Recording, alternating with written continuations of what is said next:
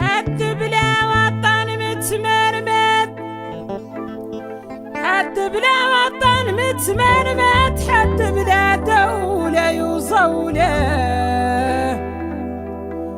بلا قيمة في العالم حد، بلا وطن وبلا دولة، بلا قيمة في العالم حد، بلا وطن وبلا دولة، بلا قيمة في العالم حد، بلا وطن وبلا دولة، حد بلا وطن متمرمد، حد بلا وطن متمرمد، حد بلا دولة يوصوله، بلا قيمة في العالم حد، بلا وطن وبلا دولة،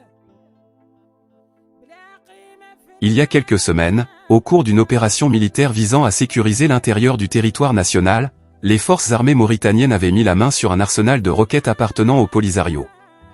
Ce stock de munitions était dissimulé non loin de la frontière avec l'Algérie. Composé de 50 roquettes Grad, roquettes de moyenne portée, cette cargaison devait probablement servir à lancer des attaques contre le territoire sous contrôle marocain. Selon des sources recoupées et proches de l'affaire, le Polisario aurait tenté vainement de récupérer l'arsenal. Cependant, Nouakchott aurait opposé une fin de non-recevoir catégorique. Cet incident, le premier du genre dont l'information a fuité, marque évidemment un tournant nouveau dans les relations qu'entretiennent le Polisario et la Mauritanie. L'armée mauritanienne, par la saisie de cet arsenal et surtout par son refus de le restituer au Polisario, affiche une détermination claire que désormais toute tentative d'utiliser le territoire mauritanien comme base de lancement d'attaque, comme base arrière ou comme base de repli pour des actes hostiles quels qu'ils soient contre des pays voisins sera vouée à l'échec. Sur la frontière avec le Maroc à plusieurs reprises, des véhicules immatriculés en Mauritanie avec à leur bord des Mauritaniens ont fait l'objet de frappes de drones marocains à l'intérieur de la zone du mur sous contrôle du Maroc. Certains pensent que le plus souvent, ces véhicules, que l'on attribue à des orpailleurs mauritaniens perdus dans des zones isolées servaient de moyens d'infiltration d'éléments du Polisario dans la partie sous contrôle marocain pour des agressions contre des positions marocaines.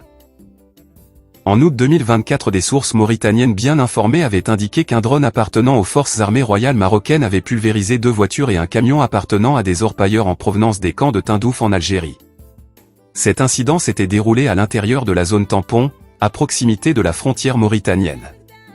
D'autre part, en novembre 2024, on apprenait d'une source mauritanienne bien informée qu'un drone des forces armées royales avait bombardé 2 véhicules appartenant à des orpailleurs mauritaniens qui s'étaient introduits dans la zone tampon au Sahara marocain, à environ 55 km de la localité de Efderik, une localité située dans la wilaya du Tiris Zemmour. Les incursions à l'intérieur de ces zones frontalières à haut risque par des véhicules immatriculés en Mauritanie cachent-elles des activités subversives, sans nul doute pour certains, et c'est la certitude pour les responsables sécuritaires marocains pour lesquels le territoire mauritanien joue un rôle déterminant pour les combattants du Polisario pour mener des attaques ciblées sur des positions marocaines. Bonjour, bonsoir ou bon après-midi selon les endroits où vous êtes et d'où vous suivez cette chaîne, la chaîne du journaliste chroniqueur Mohamed Ould Chigali, la chaîne des intellectuels et des personnalités politiques et publiques de Mauritanie. Depuis près de 2 ans maintenant, les forces armées mauritaniennes sont de plus en plus alertes dans cette zone de turbulence. Elles sont également de plus en plus vigilantes et même plus regardantes sur les mouvements des orpailleurs, surtout lorsque ces mouvements sont observés dans des zones sécuritaires sensibles. Les autorités mauritaniennes maintiennent tant bien que mal une diplomatie de prudence à la fois aussi bien à l'égard du Maroc, à l'égard de l'Algérie qu'à l'égard de la République arabe sahraouie démocratique, se retrouvent au centre d'un conflit duquel il est impossible pour elles de s'en éloigner.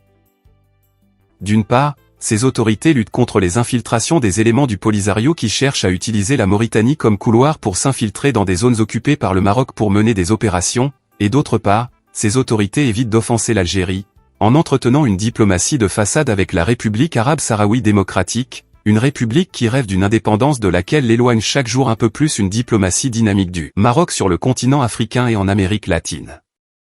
Depuis quelques jours, des internautes sahraouis sont très critiques à l'égard de la Mauritanie, un pays qu'ils traitent de valet de Sa Majesté le roi du Maroc.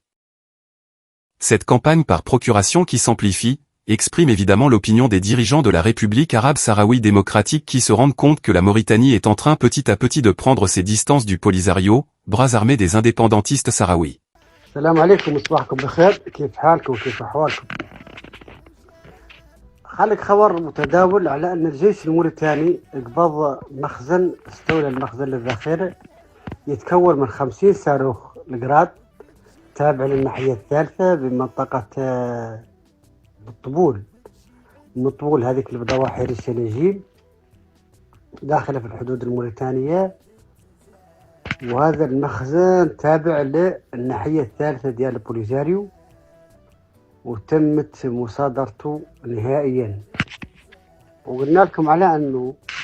هذاك السبب اللي عدلت القصف اللي عدلت البوليزاريو اللي عدل نهارين لمنطقة أوسترد على أن النقاط الموجودة في التراب الموريتانية كاملة لا يتم تفتيشها. هذه منطقة